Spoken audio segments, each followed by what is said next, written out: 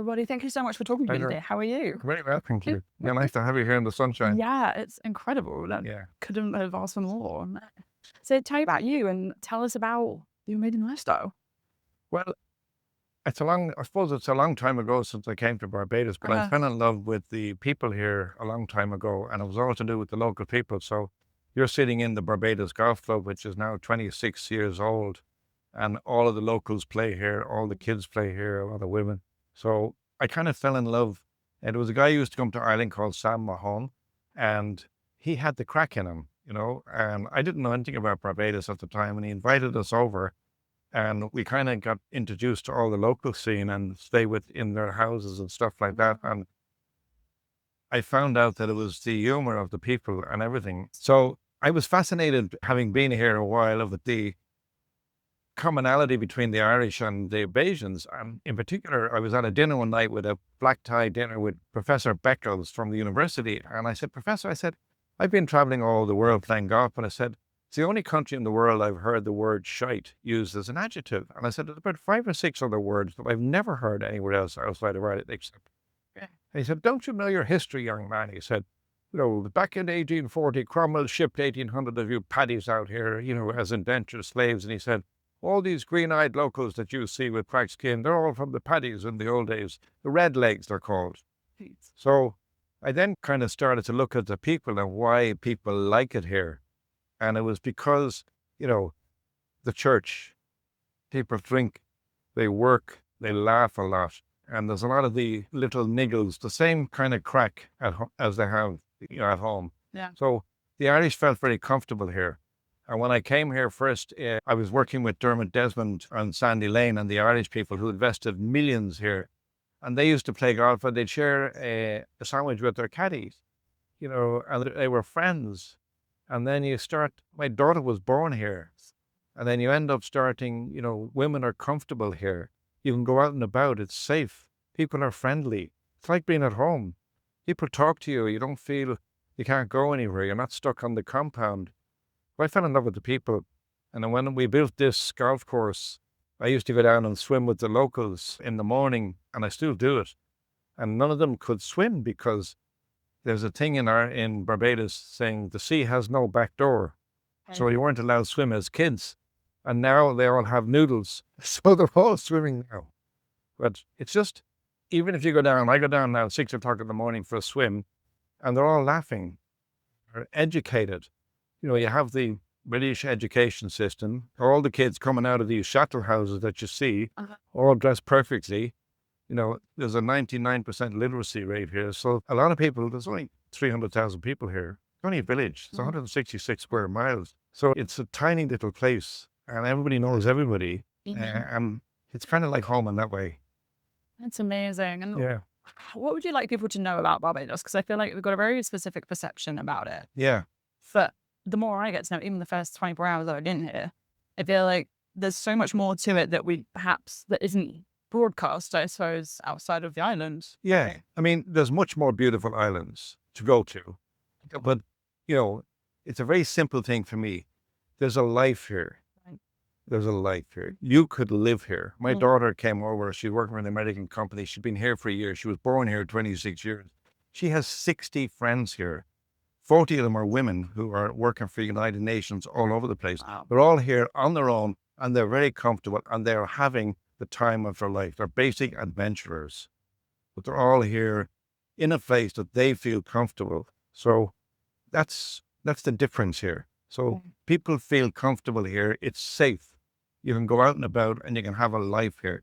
I can go to these islands and there's nobody to talk to. There's nowhere to go.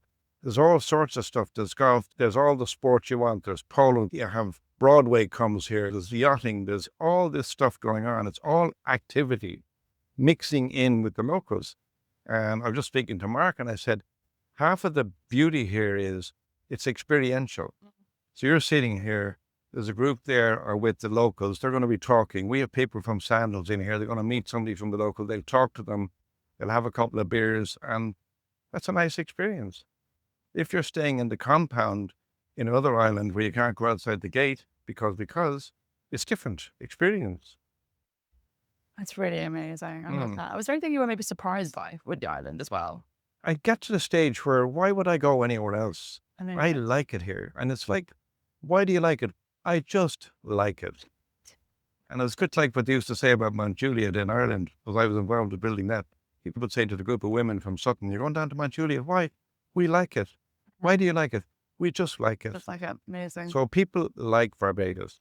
And there's a huge comfort zone here. Like those people there, they would be the snowbirds. Come in for 4 months a year. Right. Because they like it here. They live here. They know people here. It's like going home, your second home. It's comfortable. You can drive down. You can drive to the supermarket. You can go to the beach. Yes, there are more beautiful islands, but it's the people. Amazing. And can I ask, how do you find, like, with the business side of things, how do you balance that? How have you found building business? Like, what was it for you that you wanted to invest? They're very progressive here. I was involved with the government here with the tourism, all of the sports tourism initiative. And that was all about recognizing that you can't compete with Jamaica where they have a 2,000 room hotel, or Mexico or Dominican Republic. So what they do is they created, products like golf, for example. That's a community. Running, swimming, walking, hiking, biking, yachting. They're all events that are of like-minded communities that will spend more money for less people. And they were smart, which is where the welcome stamp came from. So Mia Mottley was being the Prime Minister here is probably the most impressive woman I've ever met in my life. And she is so forward thinking in terms of taking ideas. And Enda Kenny came down here after the crash in Ireland and helped them with the rebuilding of this country. So they've been very connected to Ireland in terms of watching what Ireland do with the gathering. You see the regathering that came from Ireland.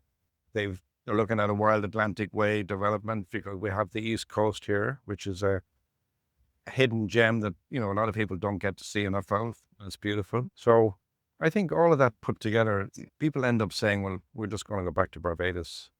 That's so rare. It's a feeling. It's a feeling as well. Yeah. What's your favorite? Because I'm hearing a lot that the sporting events are sort of a go-to place to find community. Did you have a favorite, or is it just simply go where the sport is? They're passionate about their sport. It's a passion. And I mean, I remember when Digicel came in here, it was Dennis O'Brien. And I'm fascinated with the marketing side of stuff. And he bought cricket in the West Indies. He bought the heart. So when you buy cricket, you buy the heart of West Indians. So that's like whatever you call the heart at home, could be rugby or Gaelic or G. So in cricket, they are so passionate, but they also love sport. They love their golf. I was here the night that Rory won in the Masters, and like people were crying here. So there was a movement of the golf. They love the sailing. It's a natural thing here. They have a beautiful race around the island, the Mount Gay Rum Festival. And it's a community-driven celebration of, they love their island and they like to share it with people, So amazing. Okay, I want to invest in the tourism and development of a destination. What would you say to business owners about that, your experience of doing that? I think, here there's little or no corruption, which is huge because you're dealing with people here, you look them in the eye, there's a legal system, it's strict, there's no messing, and you can get to do business, and that's not the same everywhere in the Caribbean. So it's nice to know that, number one. Number two, for the youngsters coming out here, you have this welcome stamp, which is incredible. So I've known so many people, and they use the golf course here to use as their network because, there's a group of mixed people here. Hi, Roddy. There's a guy from Guyana now, for example, who's setting up business. He's looking at building a golf course in Guyana. Okay. Yeah. So you'd have the welcome stampers, and they come in here, and they're able to work from here, save money, and spend money. So if you take to buy a car, they rent an apartment, they come out, they have the meal, they join a golf club, they're spending it for a year. So it was absolutely innovative of Mia Mottley to bring in this new concept, which now everybody's trying to copy, but it's not over publicized or oversold like the passports for work kind of stuff that are being sold cheaply on other destinations. This is real, where people are expected to behave. You pay your dues and then you'll be respected of that, and then you're welcomed into the community. So it's a very comfortable place to do business because the foundation is very similar to home. You got your legal background, you got your PwCs, you've got your Ernst & Young, you've got your basis here, And this would be the networking capital of the Caribbean. Okay.